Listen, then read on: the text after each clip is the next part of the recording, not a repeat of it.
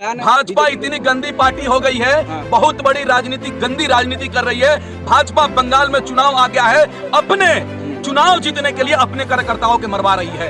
हिंदू मुस्लिम करना चाह रही है। कार्यकर्ताओं को कैसे मरवा? इसलिए मरवा दी, उसको सत्ता से प्यार है, उसको सीट से प्यार है, उसको सत्ता से प्यार है, उस देश के आम नागरिक से प्यार नहीं है। जो सरकार के खिलाफ आवाज उठाएगा, जो सरकार से सवाल करेगा, वो जेल में डाल जाएगा। सर अभी कौन है? एक सामाजिक कार्यकर्ता लड़की थी जिसके साथ लगातार अन्याय किया जा रहा और एक कहा जा रहा है कि खालिस्तानी समर्थक के द्वारा देश को तोड़ा जा रहा है। अरे भाई मोदी जी, ये देश कुरकुरे का पैकेट नहीं है कि टूट जाएगा। कितना बदनाम करना है कर ले, तुम हमको डरा नहीं सकते हो। हम अपने अडिग है सवालों पर तुमसे सवाल करेंगे। तुम चाहे जेल में डालो, चाहे फांसी पर चढ़ा दो, हम तुमसे सवाल करेंगे।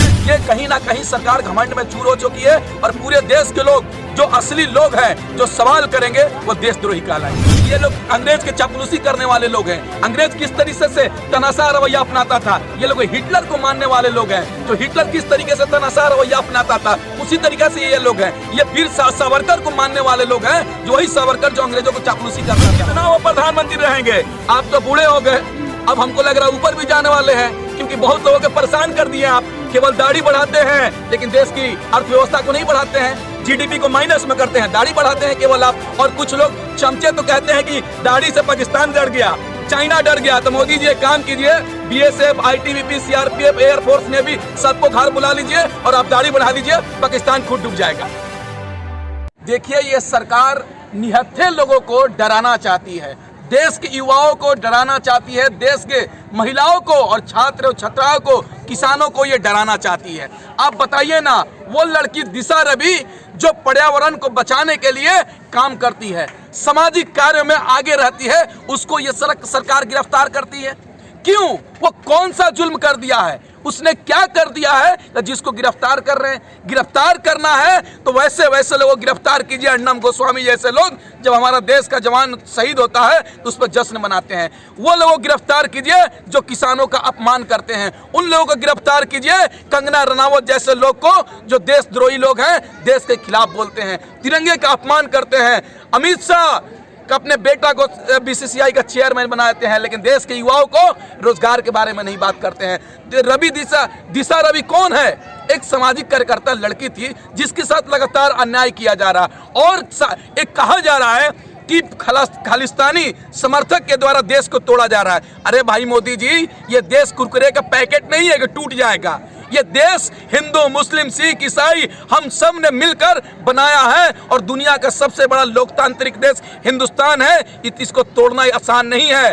तोड़ कौन रहा है? ये लोग तोड़ रहे हैं, भाजपा और आरएसएस के लोग, जो हम लोग को बांटना चाहते हैं। सिख, जाट, गैर जाट, मुस्लिम, हिंदू, बैकवर्ड फॉरवर्ड, ये लोग करना चाहते हैं। हम लोग तो मिलकर इस आंदोलन को आगे बढ़ा रहे हैं। और तुम जितना बदनाम करना है कर ले, तुम हमको डरा नहीं सकते हो।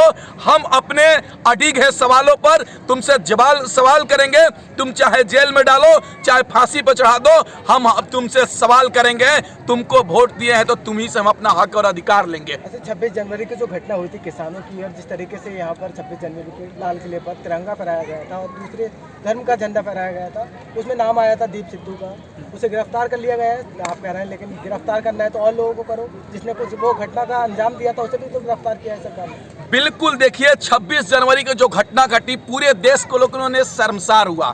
लेकिन आप बताइए ना, किन लोगों ने यह घटना घटाया?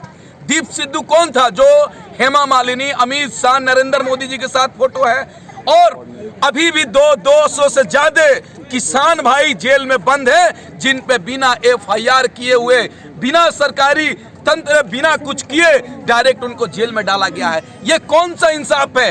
अभी भी किसानों को लगातार सीबीआई और एनआईए और तमाम जैसी सरकारी संगठन को द्वारा उनको टारगेट किया जा रहा है। जो सरकार के खिलाफ आवाज उठाएगा, जो सरकार से सवाल करेगा, वो जेल में डाल जाएगा। अभिसार शर्मा न्यूज चक्र, जो एक बेहतर चैनल था, उस पर सरकार टारगेट कर रही है। पुनिया आपके जैसे एक सच्चा पत्रकार था, उस पर टारगेट कर रही है सरकार। जो किसान हक और आवाज उठा रहे हैं, उनको ये सरकार टारगेट कर रही है। जो सच्चाई दिखाता है उसको टारगेट किया जा रहा है। जो आपको आईना दिखा रहा है वो उसको टारगेट किया जा रहा है। अब बताइए ना, ये सरकार कह रही है कि मतलब किसानों को बदनाम करना चाहती है। मोदी जी, आपने शौचालय घोटाला किया, देश का सबसे बड़ा घोटाला होगा। और मैं पूछना चाहता हूं मोदी जी से, कब तक किसानों को बदनाम करेंगे? अभी भी आपके पास वक्त है, 2 कदम पीछे हटिए, किसानों की मांग पूरी कीजिए।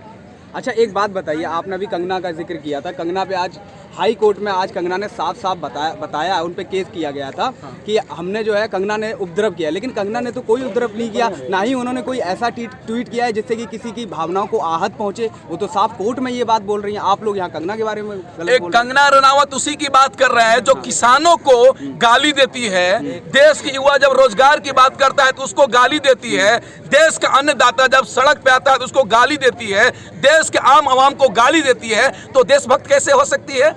वो भक्तों के लिए झांसी की रानी है, हमारे लिए झांसी की रानी नहीं है। हमारे लिए झांसी की रानी वो है जो अंग्रेजों के खिलाफ उनका देश को आजादी दिलाने के लिए अंग्रेजों को सर को कलम कर दिया था, काट दिया था। ये तो इमरान हाशमी के बेडरूम में ही अच्छी लगती है, हमारे लिए झांसी की रानी नहीं है। और बात आपने देखा होगा, जब सुशांत सिंह राजपूत की जब आत्महत्या किए थे, उस समय राजनीति का नाश किया गया था, राजनीति किया गया था, षड्यंत्र रचा गया था। और उस समय कंगना बयान दे रही थी, उस समय यही कृषि कानून आया था, उसको कृषि कानून को ढकने के लिए इस चीजों को उजागर किया गया था। उस कंगना रनावत की बात करते हैं जो खाती है किसानों का लेकिन गाती है अडानी और अंबानी का। उस कंगना रनावत की बात करते हैं जो हमारे टैक्सों से उनका फिल्म चलता है और गाती है अडानी और अंबानी और मोदी जी का चमचगिरी करती हैं। वही सनी देओल बॉलीवुड के लोग जब चुनाव के समय आता है तब बोलते हैं किसान हमारे भगवान है, अन्नदाता हमारे भगवान है, लेकिन भगवान जब रोड पर आता है तो भगवानों को गाली दिया जाता है, भगवानों पर तंज कसा जाता है। ये कौन सा न्याय है भाई? ये कहीं ना कहीं सरकार घमंड में चूर हो चुकी है और पूरे देश के लोग जो असली लोग हैं जो सवाल करेंगे वो देशद्रोही कहलाएंगे। अच्छा, जिस तरीके से आप देशद्रोह का शब्द का इस्तेमाल कर रहे हो, हरियाणा के गृह मंत्री ने साफ कह दिया है कि जो दिशा रवि पकड़ी गई है और उन जैसे तमाम जो लोग ये सब चीजें करते हैं आंदोलनजीवी की तरह, कि देश के खिलाफ साजिशें रखते हैं, उन सब के खिलाफ मतलब खत्म कर दो उनको। इस पे आप क्या कहना चाहोगे? देश के लोग कौन तोड़ रहा है देश को? वही तो मैंने पहले कहा कि देश कुरकुरे का डब्बा पैकेट थोड़ी है, कैसे ऐंठे टूट गया। भाई ये देश को आजादी दिलाने के लिए 90 सालों तक लड़ाई चली थी अंग्रेजों से, तब जाके हम आजाद हुए हैं, तब जाके हमारा लोकतंत्र बना हुआ है। इनके कहने से देश थोड़ी टूट जाएगा। देश तो ये लोग तोड़ रहे हैं, जो लोग आरएसएस के लोग हैं जो अपने दफ्तर में तिरंगे झंडा को नहीं फहराते हैं, वो लोग देश को तोड़ रहे हैं जो देश को बांटना चाहते हैं। अब देश वो लोग तोड़ रहे हैं कि किसान और देश के आम नागरिक में लड़ाना चाहते हैं। देश वो लोग तोड़ना चाहते हैं जो देश के अन्नदाता जवान और पुलिस में लड़ाना चाहते हैं, जवान और किसान में लड़ाना चाहते हैं। देश कौन तोड़ रहा है? ये कहीं ना कहीं इसलिए षड्यंत्र रचा जा रहा है कि देश के लोगों में बता दिया जाए कि ये देशद्रोही है, देश तोड़ना चाह रहे हैं। बताइए ना, जिस तरीके से बॉर्डर को सील कर दिया गया है, ये सरकार दिखाना चाहती है किसान आतंकवादी है और आतंकवादी दिल्ली आएंगे, दिल्ली को लूट लेंगे। अरे भाई, हम किसान हैं, देश का आम नागरिक है, जितना दिल्ली से तुम प्यार करते हो उससे 10 गुना ज्यादा हम दिल्ली को प्यार करते हैं। आप लोग खुद कहते हैं, आप नहीं कल कहा गया जब तक तोड़ेंगे नहीं तब तक छोड़ेंगे नहीं। अब उपद्रव कौन फैला रहा है, आप बताओ जरा। तोड़ने का मतलब क्या है? तोड़ने का मतलब है कि ये मोदी सरकार का घमंड तोड़ेंगे। अच्छा। ये रोड नहीं तोड़ेंगे, ये दुकान नहीं तोड़ेंगे। मोदी जी जिस घमंड में चूर है, जिस तनाशाह में चूर है, हिटलर की रवैया अपनाते हुए उनकी घमंड तोड़ने की बात कही है हमने, और तोड़ेंगे भी। जब तक ये सरकार पीछे नहीं हटती है, हमारी मांग पूरी नहीं करती है, तब तक रहेंगे। और एक बात कल ये भी जिक्र किया था कि ये लोग अंग्रेज के चापलूसी करने वाले लोग हैं। अंग्रेज किस तरीके से तनाशाह रवैया अपनाता था, ये लोग हिटलर को मानने वाले लोग हैं। जो हिटलर किस तरीके से तनाशाह रवैया अपनाता था, उसी तरीके से ये लोग हैं। ये वीर सावरकर को मानने वाले लोग हैं, जो वही सावरकर जो अंग्रेजों को चापलूसी करता था। लेकिन स्वामी विवेकानंद को भी तो मानते हैं, अटल बिहारी वाजपेयी जी को भी तो, स्वामी विवेकानंद को भी तो मानते हैं ना सर। स्वामी विवेकानंद जी को हम लोग भी मानते हैं, लेकिन स्वामी विवेकानंद जी की जो अच्छी बात है वो लोग नहीं मानते हैं। देखिए, महात्मा गांधी को ही मानते हैं, स्वच्छ भारत अभियान चलाया प्रधानमंत्री जी ने। देखिए, महात्मा गांधी अगर महात्मा गांधी को मारते तो महात्मा गांधी के हत्यारा नाथूराम गोडसे को कैसे ये लोग पूछते? नाथूराम गोडसे के पूजने वाले को अपने पार्टी में शामिल करके सांसद बना देते हैं। कैसे वो कह रहे हैं हर कहानी के दो पहलू होते हैं, तो उनका दूसरा पहलू भी देखिए। क्या पहलू देखे, क्या पहलू देखे? महाराष्ट्र मालेगांव के जो आतंकवादी है, बम ब्लास्ट में दोषी है, उसको अब सांसद बना देते हैं और कहते हैं कि दो पहलू देखे। अब जब दंगा होता है, दंगा करने वाले लोग को अब सम्मानित करते हैं। रिंकू शर्मा जैसा एक आपस में रंजिश को लेकर मारपीट हो जाता है, मर्डर हो जाता है, उसको अब धार्मिकीकरण करने लगते हैं। उन्होंने तो कहा ना, दिल्ली प्रदेश के अध्यक्ष ने साफ कहा है बीजेपी के कि हमने नहीं, ये केजरीवाल और ये सब लोगों की मिली भगत है, ये लोग करवा रहे हैं ये सब। ये कहीं देखिए, भाजपा इतनी गंदी पार्टी हो गई है, बहुत बड़ी राजनीति, गंदी राजनीति कर रही है। भाजपा बंगाल में चुनाव आ गया है, अपने चुनाव जीतने के लिए अपने कार्यकर्ताओं के मरवा रही है। हिंदू मुस्लिम करना चाह रही है, कार्यकर्ताओं की कैसे मरवा, इसलिए मरवा दी। उसको सत्ता से प्यार है, उसको सीट से प्यार है, उसको सत्ता से प्यार है। उस देश के आम नागरिक से प्यार नहीं है, उसको अपने कार्यकर्ताओं से प्यार नहीं है। अगर अपने कार्यकर्ताओं से प्यार रहता तो कार्यकर्ता का क्यों मरवाती बंगाल में? फिर रिंकू शर्मा की बात की है, रिंकू शर्मा से प्रधानमंत्री उसके परिवार वालों से क्यों नहीं मिलने गए?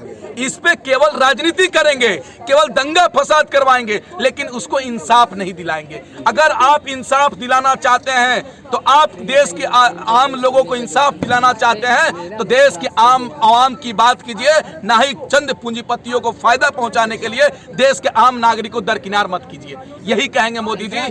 सरकार तो कहती है कि मतलब हम जनता के पक्ष में है और कोई भी डिसीजन हम जनता के लिए भलाई के लेते हैं, और आप गलत उसका इस्तेमाल करते हैं। अब बताइए ना, कौन सा सरकार कानून लाया जिससे आम नागरिक को फायदा हुआ?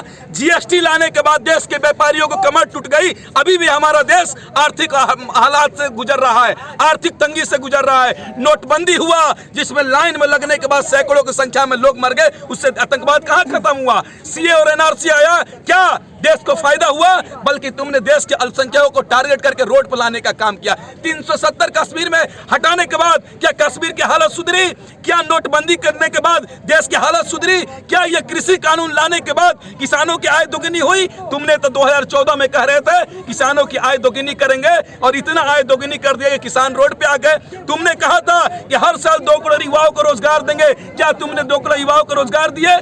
अब कहां भाई सरकार, ये कहां देश के आवाम की बात कर रही है, कहां देश के लोगों की बात कर रही है? आप दूर का सोचिए ना, दूर का सोचिए। सरकार तो दूर दृष्टि से आई है ना। देखिए कितने सारे कानून जो पुराने पेंडिंग थे, 1500 कानून हटाए है ना सरकार ने, दूर दृष्टि से चल रही है ना वो। तो 7 साल से भाजपा सरकार है, अब क्या उसको 270 साल मौका मिलना चाहिए क्या? अब कितना वो प्रधानमंत्री रहेंगे? आप तो बूढ़े हो गए, अब हमको लग रहा है ऊपर भी जाने वाले हैं, क्योंकि बहुत लोगों के परेशान कर दिए आप। केवल दाढ़ी बढ़ाते हैं लेकिन देश की अर्थव्यवस्था को नहीं बढ़ाते हैं, जीडीपी को माइनस में करते हैं, दाढ़ी बढ़ाते हैं केवल आप। और कुछ लोग चमचे तो कहते हैं कि दाढ़ी से पाकिस्तान डर गया, चाइना डर गया। तो मोदी जी एक काम कीजिए, BSF, ITBP, CRPF, air force, navy सबको घर बुला लीजिए और आप दाढ़ी बढ़ा लीजिए, पाकिस्तान खुद डूब जाएगा।